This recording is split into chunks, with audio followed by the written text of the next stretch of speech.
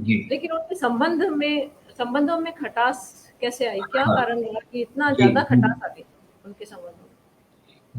आपका कहना, आपका ऑब्जर्वेशन बिल्कुल ठीक है कि चचेरी, और जब ऐसे में जबकि उनकी कोई सगी बहन ना हो और ऐसे में चचेरी बहन होना और सेम प्रोफेशन में होना, तो ये तो एक ऐसी बात है कि दोनों में आत्मीयता होनी चाहिए। बल्कि कई निर्माता तो ये चाहते थे कि दोनों के बीच सब कुछ ठीक ठाक हो तो एक साथ भी उनको उतारने के बारे में सोचें किसी फिल्म में। लेकिन इसके पीछे अब देखिए, थोड़ा सा अगर हम विश्लेषण करें, जो मैंने किताब के दौरान किया, लिखने के दौरान पढ़ा भी, पत्रिकाओं में भी, और जानने की कोशिश की लोगों से, तो दो बातें मुझे यहाँ फिर मिली। एक बात तो ये थी कि बबीता और साधना सगी बहन, ये चचेरी बहन होने के बावजूद दोनों की उम्र में 7-8 साल का अंतर था। और इस 7-8 साल के अंतर ने ही उन दोनों के जीवन में, उन दोनों की जन्म कुंडली में इतना बड़ा अंतर ला दिया कि साधना जी तो जहां पाकिस्तान में जन्म लेकर के निर्वासित के रूप में भारत आई थी, बबीता जी का जन्म भारत में ही, स्वतंत्र भारत में हुआ था। अच्छा। दूसरी बात, बबीता जी की जो मदर थी, माँ, वो अंग्रेज थी, इंग्लैंड से, ब्रिटेन से आई थी, तो थोड़े स्वभाव में भी रिजर्व थे, और इसलिए ज्यादा घुलना मिलना घरों में आपस में नहीं होता था। तीसरी बात जो ये हुई कि जब राज कपूर जी ने साधना से ये कहा, ये जब बबीता को ये पता चला कि मेरे बारे में साधना और राज कपूर के बारे में बातचीत हुई है, तो बबीता जी थोड़े स्वभाव से इस बात को उन्होंने थोड़ा विपरीत तरीके से लिया, और उन्हें ये लगने लगा कि साधना मेरी गार्जियन के तौर पर बात कर रही है, जो मेरे से 7 साल बड़ी बहन है वो अपने आप को मेरा गार्जियन समझ रही है। ये बात उन्होंने एक बार स्पष्ट कह भी दी। दोनों के बीच काफी नोकझोंक हुई, तू में तक होने की खबर थी। हालांकि इस बात को हम नहीं मानेंगे, क्योंकि दोनों ही शालीन और संजीदा अभिनेत्रियां हैं, तो वो तो गॉसिप कॉलम में ये हुआ कि दोनों में झगड़ा हो गया है। लेकिन झगड़े वाली बात हम एक तरफ छोड़ भी दें, वहां तो बात ये थी कि बबीता ने फिर साधना से कोई मदद लेना तो दूर, उन्होंने ये बात छिपाई कि वो फिल्मों के लिए कोशिश कर रही है, और उनको कुछ भी बताती नहीं थी। और जब राज कपूर और साधना दोनों को ही, जब 10 लाख फिल्म रिलीज होने वाली थी बबीता की संजय के साथ में, तब पता चला कि उन दोनों की भी एक फिल्म बन के तैयार है और वो लॉन्च होने वाली है। लेकिन बाद में बबीता भी फर्ज में जब जितेंद्र के संग आई, तो वो फिल्म सुपरहिट हो गई, और दोनों बराबर की उनकी एक तरह से टक्कर जैसी हो गई। लेकिन जो मन में जो दूरियां आ गई थी, जो खटास आ गई थी, घर अलग अलग थे ही, माता एक अलग देश से थी दोनों की, वो तीसरे देश से थी, और अब एक नए देश में सब लोग आके रहे थे परिवार, तो ये इन बातों ने कभी उनको करीब नहीं आने दिया। बहुत ज़्यादा खटास हो गई कि एक दूसरे के विवाह उत्सव या कोई और में भी नहीं जाते थे, मतलब खटास कुछ जी ज़्यादा ही हाँ, हो उस तरह की बात फिर वो आगे तक चली। और वो इसके पीछे कारण भी यही है कि बबीता जी जो है, एक समय तो शुरुआत में तो हमें ये लगा कि बबीता जी के पास सब कुछ है, साधना जी के पास कुछ नहीं है। लेकिन बाद में बबीता जी की कुंडली ने भी बहुत गुल खिलाई, उनको राज कपूर का घर छोड़ देना पड़ा, अपना संघर्ष अपने आप जीना पड़ा, अपनी अभिनेत्रियों को, जो वो राज कपूर के घर से जब निकली थी तो ये ठान के निकली थी कि अब मैं अपनी बच्चियों को फिल्म लाइन में ही भेजूंगी, अभिनेत्री ही बनाऊंगी, ये कह के निकली। तो वो एक एक अलग तरह का तनाव उनके रिश्तों में व्याप गया, और जी, उस जी। तनाव का असर क्या हुआ वो हम सब ने देखा। हाँ, जी, बिल्कुल सही कहा आपने। पर ये दोनों महिलाएँ सशक्त थीं और अपने निर्णय लेने में जी सक्षम थीं, बिल्कुल। ये एक बहुत बहुत अच्छी बात है उस समय। जी। और साधना जी को लेकर जो मिस्ट्री गर्ल कहा जाता है कि जी। ये उनकी किरदारों की वजह से कहा जाता है, वो कौन थी? या अनीता जैसी पिक्चर्स जैसे उनकी थी, उसमें उन्होंने इसी तरह का काम किया, जैसे अनीता में भी उन्होंने स्प्लिट पर्सनैलिटी टाइप, मतलब 4 रोल किए थे। मैं बहुत छोटी थी तब अनीता बहुत ही छोटी थी, हाँ, तब अनीता अनीता फिल्म में देखी 4 रोल उन्होंने किए थे। तब वो मैंने कौन अनीता थी देखी मुझे थी कि वो हाँ। एक सुरंग से निकलती है, वो बचपन का याद है कि सुरंग से जी। निकलती है, उसमें वो हाँ। बुर्का पहने हुए होती है और जब सुरंग हट जाती है तो गायब हो जाती है, इस तरह का वो सीन था उसमें, सीन जी। थे जी कई। बिल्कुल। तो ये मिस्ट्री गर्ल फिल्मों की वजह से उन्हें कहा जाता है, या फिर वो जैसे कहा जाता है कि वो 10 से 5 तक ये अपना काम करती थी, फिल्मों की शूटिंग करती थी, उसके बाद अपने घर में बंद हो जाती थी, कहीं बाहर मिलती-जुलती नहीं थी। तो क्या रीज़न, क्या कारण समझते हैं सर इसके पीछे आप? जी, ये हाँ, मैं आपको बताऊं, देखिए यहाँ पे कि ये बात तो ठीक है, आपने अंदाज सही लगाया कि जो मिस्ट्री गर्ल का उनको खिताब मिला था, लेकिन इसके पीछे दोनों ही बातें थी। दूसरी बात जो है ज्यादा महत्वपूर्ण थी, वो ये कि एक तो मैं थोड़ा बैकग्राउंड में बताऊं, पृष्ठभूमि में बताना चाहूंगा कि जब साधना का परिवार यहाँ आया तो यहाँ पे कुछ ऐसी अफवाह उड़ी कि उनकी एक बहन और थी जो उनके संग नहीं आई, पाकिस्तान में ही रह गई। हालांकि इसकी पुष्टि कहीं ऐसे मिलती नहीं है। साधना का बचपन में नाम अंजलि था और कहीं कहीं ये जिक्र मिलता है। तो और साधना के लिए ये भी कहा जाता है कि बहुत शरारती थी, तो कहीं वो उन्होंने ऐसी शरारत में मजाक में कह दिया हो कि मेरी एक और बहन है। तो लेकिन ये जो बात जब छपी कई जगह मीडिया में, तो उनकी फिल्मों की कहानियां लिखने वाले, उनके संवाद लिखने वालों के मन में ये बात कहीं ना कहीं रह गई कि कोई ना कोई रहस्य इस बात को लेकर के है। और संयोग से जब वो कौन थी फिल्म सुपरहिट हुई और उसके गाने प्रसिद्ध हुए और बाद में ये अनीता फिल्म जब आई, तब तक ये स्थिति बन गई कि लोग ये मानने लगे थे कि फिल्म के पर्दे पर तो दो बहनें हैं ही हैं, चाहे इनकी वास्तव में हो या ना हो, लेकिन दो बहनें हैं। बाद में मेरा साया फिल्म में, या फिर जो जो इनकी लास्ट में जो फिल्म आई गीता मेरा नाम में, इस तरह कई फिल्मों में इन्होंने 5 फिल्मों में डबल रोल किए, 5 फिल्मों में डबल रोल किए। और यूं कहते हैं कि ये चाहे अपनी शरारत की वजह से ही हो या फिर सच में उस बहन को याद करती हो, ये अपनी दूसरी बहन की भूमिका से बहुत मानसिक रूप से जुड़ती थी, भावनात्मक रूप से जुड़ती थी, और इसलिए इनके लिए ऐसे रोल लिखे जाते थे। और यही कारण है कि मिस्ट्री गर्ल, ये मिस्ट्री अंत तक लोगों के सामने रही, उनको ये खिताब दिया गया और मिस्ट्री गर्ल को सपोर्ट करने वाली इनकी फिल्में आ ही रही थी। इस तरह मीडिया ने ये खिताब से, इस खिताब से इनको नवाज दिया। और एक ये भी हैरानी की बात आपकी किताब से पढ़कर हमें पता पड़ी कि उनके विवाह में उनके साथ काम कर चुके चोटी के कलाकार जो थे, उनके को स्टार, एक भी को स्टार नहीं आया। तो उसके पीछे क्या रीजन हो सकता है सर? कि आजकल तो सब लोग जाते हैं एक दूसरे से। ये बहुत बड़ी बात है। और जबकि आज तो हम पढ़ते हैं, सुनते हैं कि पूरा बॉलीवुड आ गया, पूरे बॉलीवुड ने शिरकत की, लोग जाते हैं ऐसे सद्भाव के तौर पर जाते हैं, या कम से कम वो तो जाते ही हैं जो संबंधित रहे। लेकिन ये भी एक रिकॉर्ड है कि साधना जी की शादी को, जबकि स्टार एंड स्टाइल ने उस दशक का सबसे बड़ा इवेंट करार दिया था, उसके रंगीन चित्र छापे थे, ये घटना ऐसे नहीं कि बहुत सामान्य शादी हो गई हो, किसी मंदिर में जाके हो गई हो, ऐसा नहीं, बहुत धूमधाम से हुई थी, तरीके से हुई थी। पति भी फिल्म डायरेक्टर थे और खुद अभिनेत्री थी चोटी की। लेकिन इस शादी के बावजूद भी उनके जो हीरो थे तब तक के, राजेंद्र कुमार, सुनील दत्त, शशि कपूर, ये कोई भी शादी में नहीं आए। तो इसके पीछे कारण यही था कि उन्होंने अपने आप को बहुत रिजर्व रखा और अपनी पहली फिल्म से आर.के. नैयर के प्रति समर्पित हो जाने के कारण जो है बहुत, वो अपने रिश्तों में, जो अभी आपने बात कही कि शाम को शूटिंग के बाद इधर उधर नहीं जाना, पार्टियों में नहीं जाना, लोगों से सोशल विजिट्स में नहीं जाना, ये सब उनकी नेचर में आ गया। और क्योंकि वो शुरू में तो खैर टेंशन में रही, लेकिन बाद में उनके माता पिता से भी इस बात पे नाराज हुए थे। उनके माता पिता की पसंद की शादी नहीं थी, उनकी माता जी तो राजेंद्र कुमार से शादी चाहती थी, और वो बार बार ये कहती थी कि एक बार कह के तो देखो। उनके पिता से भी कहती थी कि राजेंद्र, क्योंकि उनको ये था कि जब उनकी इतनी सफल जोड़ी है फिल्मों में और उनका इतना अच्छा स्वभाव है, तो वो क्यों मना करेंगे, किस बात को लेकर मना करेंगे, दोनों बराबर के इस समय स्टार हैं। लेकिन ऐसा कभी हुआ नहीं, न ये प्रस्ताव इनकी ओर से दिया गया, साधना जी की ओर से, न उनके पिता ही ये प्रस्ताव लेकर कभी गए। तो साधना की माता जी को ये था कि कुछ किसी बड़े हीरो से इसकी शादी हो, तो उनका भी सहयोग नहीं मिल रहा था। तो यही कारण रहा कि इनकी शादी में बहुत ही लिमिटेड, वो लोग, इनका स्वभाव जो था उसकी वजह से तो लोग आए। लेकिन जिनको उन्होंने पसंद किया, आर.के. नैयर जी, वो भी बेहद सफल निर्देशक रहे थे, ऐसी बात नहीं थी, वो भी बहुत नाम था उनका उस समय। तो मुझे एक बात मेरे मन में भी ये थी कि जब वो एक आर.के. नैयर जी अपने आप में एक बेहद सफल निर्देशक थे, तो ऐसा क्या था कि क्या हुआ कि साधना जी ने फिल्म निर्देशन का फैसला लिया बाद में उन्होंने जो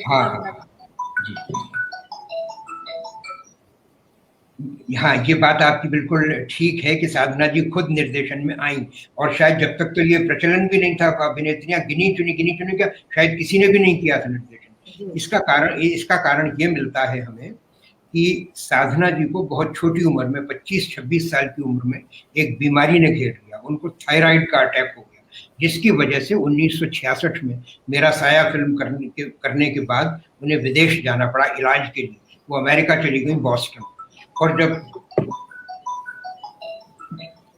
जब वो बॉस्टन से लौटी तो इलाज करा के तो काफी कुछ ठीक तो हो गई थी, लेकिन इस 2-3 साल में उन पर कई कई बड़े प्रोजेक्ट शुरू हो जाना और उनका नहीं बन पाना, डिले हो जाना, इन सब को लेकर के वो कहते हैं कि कुछ वो लोग फाइनेंशियली, आर्थिक रूप से तंगी में आ गए, उनके जो पति हैं वो भी।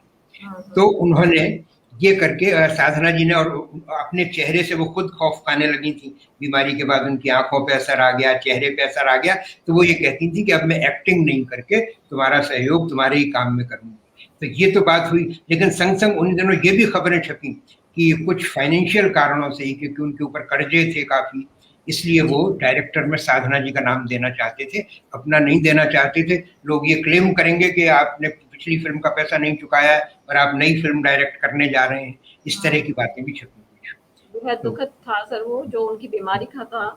और उन्हीं की फिल्म का गीत वक्त है फूलों की सेज, वक्त है कांटों का ताज, वो उन पर बहुत कम उम्र में उन्होंने इतनी बड़ी बीमारी झेली, और नहीं तो वो कहाँ से कहाँ पहुंचती, ये हम सोच सकते हैं कि उन्होंने जो हिट फिल्में दी। और एक इनसे संबंधित ये भी बात पूछना चाहूंगी कि जैसे आज भी हमारे फिल्मी सितारे जो हैं वो सुपरस्टिशियस हैं, और वो सोचते हैं कि इस अक्षर से फिल्म शुरू करेंगे तो सक्सेस होगी उसकी, या ये शर्ट पहन लेंगे, कई हैं हमारे हीरो कहते हैं ये इस कलर की शर्ट पहनेंगे, या फिर जैसे देवानंद जी का था एक कि वो कैप लगाने, वो सोचते थे हर लगाऊंगा तो वो हिट होगी। तो ऐसा कोई साधना जी का कुछ इस तरह का अंधविश्वास या कुछ इस तरह का लकी चार्म था क्या उनका? आपने बहुत अच्छा दिलचस्प सवाल पूछा है, और अगर मुझे थोड़ा सा समय आप दें तो मैं बताऊंगा ये किस्सा भी, और हमारे सुनने वालों को जरूर पसंद आएगा। कि साधना जी को ये इस बात को लेकर एक वो थी कि उन्हें ये लगता था कि मेरी जिन फिल्मों के नाम में, या नाम से भी ज्यादा गीतों में, गानों में, क्योंकि उस समय ये माना जाता था, गोल्डन एरा का जो समय था, कि जो फिल्म के गाने ही फिल्म को चलाते हैं, अगर गाने लोकप्रिय हो जाते हैं तो लोग फिल्म देखने आते हैं। तो साधना जी को भी, चाहे इसे अंधविश्वास कह लें या आंतरिक यकीन कह लें, वो कहती थी कि मेरे जिन गीतों में कोई सवाल की बात हो, प्रश्न की बात, कब, क्यों, कहाँ, कैसे, वो हिट होंगे। और वो शुरू में तो ऐसा संयोग से हुआ, जैसे अब उनके गाने अगर आप सुनेंगे, कैसे रहूं चुप कि मैंने पी ही क्या है, अजी रूठ कर अब कहाँ जाइएगा, कौन आया कि निगाहों में, यानी सब में कहीं एक सवाल है, आपकी इनायतें, आपके करम, आप ही बताएं कैसे भूलेंगे हम। तो ये गाने और ये सब हिट होते थे, लोकप्रिय होते थे। बाद में वो अपने जो गीतकारों को भी कह करके ये बात, ये उन्होंने इशारा कर दिया था और वो लिखवाने लगे। और ये बात बिल्कुल सही है कि ये बहुत सारे कई बड़े बड़े सितारों के संग है, कोई अपने कपड़ों को लेकर संजीदा है, कोई अपने लुक्स को लेकर है, कोई अपनी कार को लेकर है, इस तरह की बातें। तो साधना जी भी इस बात से जुड़ गई थी, और इसका एक सबसे अच्छा उदाहरण ये रहा कि उनकी बाद की पीढ़ी के जो कलाकार आए, उसमें पद्मा खन्ना ने एक बार संयोग से ये बात सुन ली थी, और पद्मा खन्ना ने भी इस बात को फॉलो किया। और हम जानते हैं, आप लोग जानते हैं, और नई पीढ़ी भी, अब तो खैर पुराने गीत भी उनको सब सारे गामा और उसमें सुनाई दे जाती है। तो वो जो सारे गाने महता है सर, आजकल पुराने गीत ही सुनाए जाते हैं, आप देखेंगे। हाँ, सुनाए जाते हैं। तो उसमें पद्मा खन्ना के भी जो गाने हिट हैं, वो सब किसी न किसी सवाल से जुड़े हुए हैं। हुस्न के लाख रंग कौन सा रंग देखोगे, कहाँ है मेरा दीवाना, मुझे जिसने बनाया निशाना, इस तरह के जो गीत आए वो, तो ये साधना जी से ही लिया हुआ अंधविश्वास था पद्मा खन्ना का भी। जी। और सर जैसे अब साधना जी की फिल्मी सफर को तो आधी सदी बीत चुकी है, और हमारे नए लोग तो इतना उनके बारे में शायद जानते नहीं होंगे कि वो कितनी महान कलाकार थी और कितनी खूबसूरत पिक्चरें दी उन्होंने। तो मैं आपसे पूछना चाहती हूँ कि आज के जो हमारी महिला कलाकार हैं, महिला सितारा हैं, उनमें आप उनकी साधना जी के समकक्ष किस हीरोइन को आप देखते हैं, किसकी झलक पाते हैं? ये तो सवाल जो है जी, ये तो सवाल अभी नई हीरोइनों को नाराज करने वाला और उनके शुभचिंतकों को नाराज करने वाला सवाल ना हो जाए, लेकिन फिर भी मैं बताता हूँ। अब हम लोगों से कौन नाराज होगा और क्यों नाराज होगा, और नाराज होगा तो हमारे लिए अच्छा ही है, कम से कम बात तो करेगा।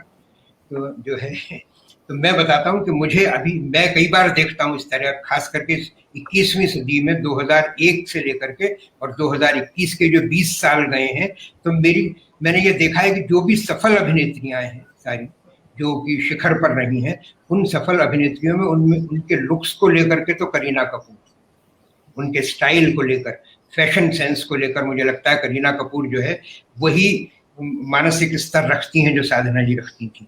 उनको ये लगता था कि मैं हर समय, मैं जैसी भी दिखूं, चाहे करीना कपूर चाहे पानी की टंकी के विज्ञापन में भी आए तो वो यही कहती है कि मेरे जैसी खूबसूरत है ये, ऐसा कहती है ना। तो वही साधना जी का ये वाला। और एक दूसरी जो उनके अभिनय को लेकर के मर्दों की दुनिया को, जो पुरुषों की दुनिया को जो चुनौती देने वाली बात थी उनकी, वो मुझे विद्या बालन और कैटरीना कैफ में दिखाई। एक आत्मविश्वास होना चाहिए जी महिला में हाँ। उस तरह से। कैटरीना कैफ जो है इस तरीके से, वो भी अकेली आई हैं, दूसरे देश से हमारे यहाँ आई हैं, अपना मुकाम उन्होंने खुद बनाया है। उनके साथ भी साधना जी जैसी कहानी है, एक और उनकी बहन आने के लिए तैयार है, लेकिन फिर भी अपने फैसले खुद लेना और वही करना जो हम ठीक सोचते हैं, किसी के दबाव में नहीं आना, ये कैटरीना कैफ में मुझे दिखाई देता है। साधना जी के बारे में एक अफवाह ये भी आई थी सर कि उनके मकान को लेकर जो विवाद हुआ उसमें उनका आशा भोसले जी के साथ किसी तरह का विवाद हुआ, उसमें कितनी सच्चाई? जी, ये देखिए, ये वो मैं कहूँगा कि ये जो घटना घटी ना, ये भी एक संयोग हो गया कि आशा भोसले जी का नाम उससे जुड़ गया। क्यों जुड़ गया, कैसे, बिना बात, अगर कोई तिल का ताड़ भी बनाता है मीडिया तो आखिर तिल तो होना चाहिए तभी ताड़ बनता है ना। तो लेकिन आशा भोसले का नाम इसलिए जुड़ गया कि आशा भोसले की जो शादी हुई थी भोसले परिवार में, वहाँ ये उन्हीं का बंगला था, संगीता बंगला सांताक्रूज में, जहाँ साधना जी रही, अपने बाद के दिनों में रही, उनका ये उनका बंगला था। लेकिन ये कहना कि साधना जी और आशा भोसले के बीच कोई विवाद हो गया, ये बात सही नहीं है, क्योंकि आशा जी का तलाक वहां से हो चुका था और वो जो ससुराल पक्ष था वो आशा जी को घर से मतलब उनसे दूर कर चुका था। साधना जी तो क्यों आई, अपने आशा जी तो पेडर रोड पर शिफ्ट हो गई थी और बाद में तो उन्होंने शादी आर डी बर्मन साहब से कर ली थी, तो इसलिए आशा जी उससे जुड़ी हुई नहीं है। लेकिन फिर भी इस बात को यही कह के जोड़ा गया क्योंकि आशा भोसले का बंगला था, तो इसमें थोड़ा सा विवाद हुआ और उस विवाद के पीछे कारण यही है, थोड़ी सी ईगो। देखिए साधना जी ने यहाँ मैं साधना जी की, अगर आप मुझे अनुमति दें तो मैं थोड़ी उनकी एक दो ये कमी बताऊं। हाँ, मैं बताता हूँ कि उनको ये वो था कि वो अंत तक, यानी अपनी वो एक सामान्य बात नहीं समझ पाई कि इंसान जो है वो बूढ़ा भी होगा और उसकी मृत्यु भी होगी।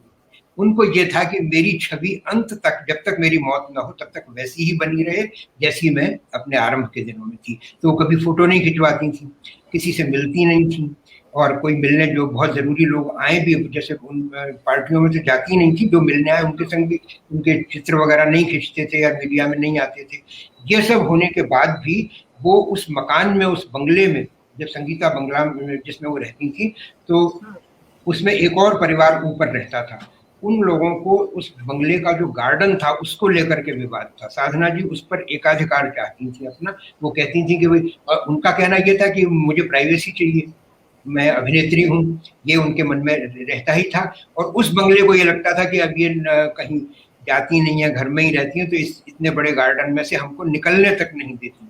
ये मुख्य बात यहाँ से शुरू हुई थी। लेकिन बाद में वो विवाद बढ़ा आशा भोसले का, क्योंकि बंगला था तो नाम उनका आया।